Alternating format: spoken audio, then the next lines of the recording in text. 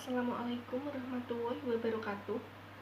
Saya Nawal Arisanti, NIM 2020532217. Di sini saya akan berkhutbah dengan tema Islam, Kebangsaan, dan Nasionalisme. Assalamualaikum warahmatullahi wabarakatuh. Hadirin yang berbahagia, pada kesempatan kali ini, kita sebagai generasi penerus bangsa, para pejuang kemerdekaan Republik Indonesia, dapatlah melanjutkan cita-citanya yang luhur, yaitu mengisi kemerdekaan dengan penuh tanggung jawab yang baru, yang bermanfaat bagi masyarakat, bangsa, dan negara sesuai dengan profesi dan keahlian kita masing-masing. Yang jelas, semangat proklamasi haruslah menjiwai raga ini. Rasa nasionalisme haruslah tertanam pada jiwa kita. Tidak hanya sebatas pada peringatan hari kemerdekaan itu saja, akan tetapi haruslah dihayati sekaligus diterapkan dalam kehidupan kita sehari-hari. Kata pejuang yang bermental nasionalisme antara lain yaitu, jangan tanya apa yang diberikan negara kepada saya, akan tetapi apa yang telah saya berikan kepada negara. Masih ingat di era reformasi ini, sebuah partai yang memposisikan dirinya dari golongan nasionalisme ketika berkuasa tak juga menunjukkan diri sebagai partai yang benar-benar nasionalis. Kebijakannya di bidang ekonomi tak populis, yang berpihak kepada rakyat kecil. Kebijakan ekonominya tetap pro pasar. Orang-orang yang menangani tim ekonomi adalah orang-orang yang dekat lembaga multilateral seperti IMF. Tak ada tawaran baru yang lebih baik, khususnya dalam mengatasi krisis ekonomi dengan konsep yang lebih mandiri tanpa bergantung barat. Di sini hanyalah menggambarkan ambivalensi tentang nasionalisme ketika berhadapan dengan globalisasi yang akhirnya tak mampu mengubah kondisi krisis. Belum lagi kebijakan terhadap Islam. Isu-isu yang dianggap berbau Islam pasti mendapat penolakan. Tak mau memberikan apresiasi positif seperti di belakang ini, masalah undang-undang pendidikan dapat tantangan yang kuat, khususnya yang berkaitan dengan tujuan pendidikan. Karena dalam rancangan undang-undang ini, tujuan pendidikan adalah menciptakan anak didik menjadi beriman dan bertakwa. Mereka juga memberikan penolakan terhadap undang-undang yang ingin membatasi pamer syahwat. Sampai sekarang, undang-undang ini masih tergantung-gantung. Belum lagi soal perda-perda yang belakangan ini muncul di daerah-daerah yang ingin melarang berbagai bentuk kemaksiatan, juga dituding sebagai langkah-langkah melaksanakan syariat Islam. Nampaknya memang tidak bisa bertemu antara nasionalisme dan Islam dalam tataran filosofis ideologis dan implementasinya.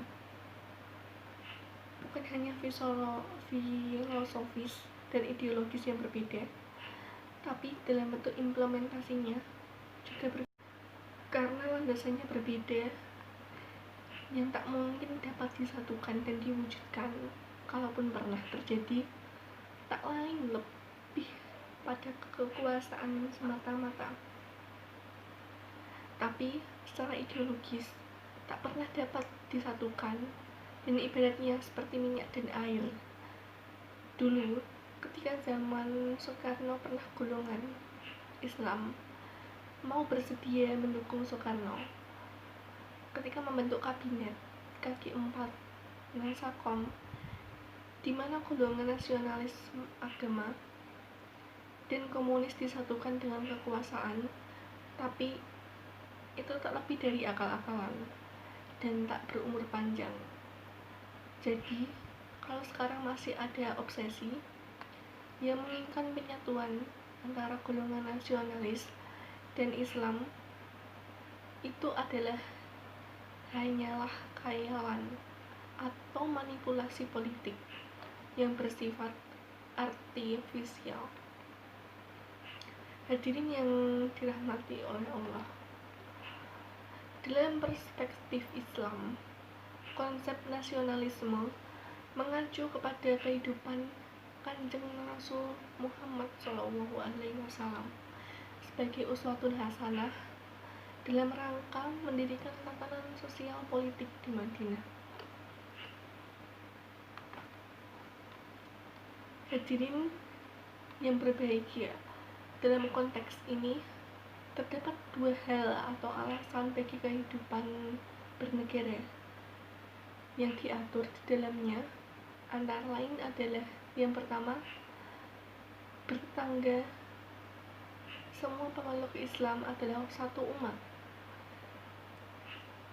walau mereka berbeda-beda. Yang kedua, hubungan antara komunis, muslim, dan non-muslim didasarkan pada prinsip-prinsip.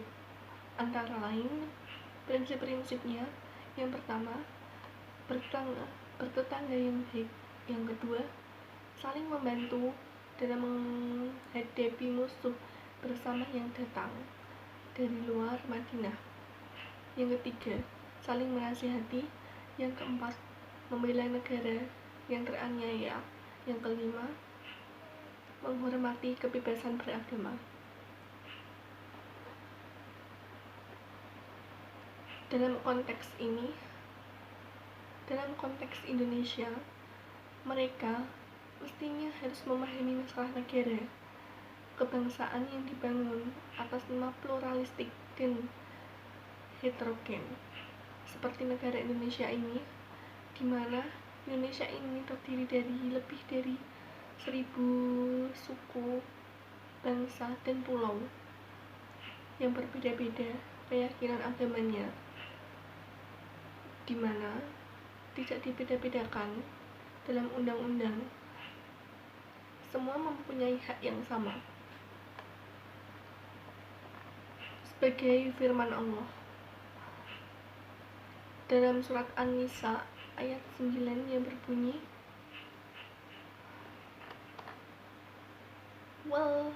walayalshallazina law taraku min khalfihim dzurriyyatan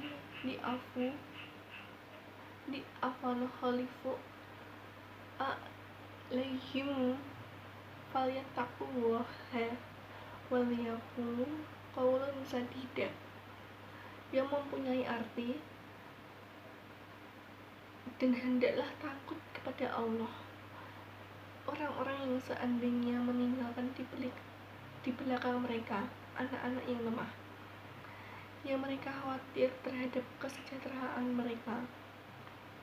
Oleh sebab itu, hendaklah mereka bertakwa kepada Allah, dan hendaklah mereka mengucapkan perkataan yang benar. Oleh karena itu, kekhawatiran bagi warga negara yang baik, khususnya umat Islam yang moderat, yang paham tentang arti nasionalisme, yang paham tentang arti kemerdekaan, yang paham tentang membela bangsa dan negara, adalah di mana ketika generasi yang akan datang itu orangnya lemah iman dan takwanya, kerdil jiwanya, sempit wawasan kebangsaannya, rapuh nasionalismenya, dan rapuh ekonominya, sehingga mudah dimanfaatkan oleh orang-orang yang jahat dan teroris yang punya kepentingan-kepentingan tertentu yang dapat menenggelamkan rasa kemanusiaan. Marilah kita umat Islam untuk bangkit dan kangkut Taliwondo untuk mengisi kemerdekaan Republik Indonesia ini dengan rasa nasionalisme yang tinggi, yaitu menjaga persatuan dan kesatuan serta serta menjaga lingkungan dan keamanan dengan sebaik-baiknya. Khususnya untuk situasi seperti ini, yang diperlukan adalah membangun bangsa dari keterpurukan ekonominya, membangun moral dan akhlak pemimpin-pemimpinnya, menteri-menterinya, dan para pejabat yang mengelola negaranya, agar mereka tidak bermental koruptor dan menghabiskan uang rakyat untuk kepentingan pribadi, kelompok, dan organisasinya. Wassalamualaikum warahmatullahi wabarakatuh.